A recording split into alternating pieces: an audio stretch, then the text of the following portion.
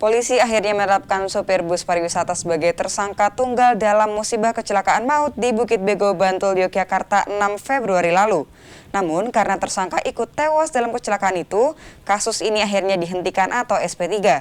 Sementara total korban tewas bertambah 1 menjadi 14 orang setelah salah satu penumpang luka berat meninggal dunia. Kepolisian Resort Bantul, Yogyakarta menetapkan sopir bus Gandos Abadi sebagai tersangka tunggal dalam kasus kecelakaan maut di Bukit Bego 6 Februari lalu. Namun karena tersangka ikut menjadi korban meninggal dunia, kasus kecelakaan itu pun dihentikan atau SP3. Berdasarkan penyidikan polisi, sopir bus dijadikan tersangka tunggal karena kecelakaan murni disebabkan kelalaiannya. Kelalaian yang dimaksud antara lain sopir bus mengemudi dalam kecepatan tinggi. Padahal rambu pengatur lalu lintas jelas menyebut angka kecepatan di bawah 50 km per jam.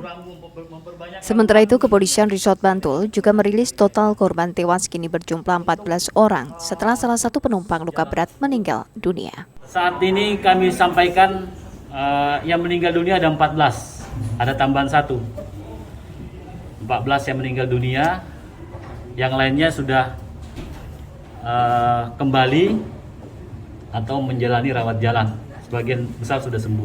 PW-nya itu mungkin rekan-rekan sudah tahu lah. Itu kami tetapkan sebagai tersangka.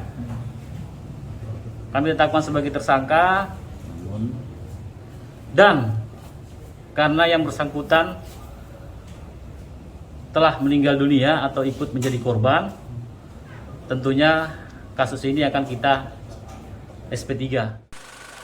Korban ke-14 dalam kecelakaan maut itu bernama Fitri Fatmawati, berusia 19 tahun, warga Meranggen, Sukoharjo, Jawa Tengah.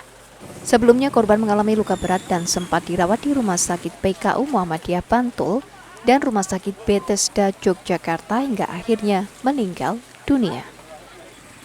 Michael Aryawan, Kompas TV, Yogyakarta.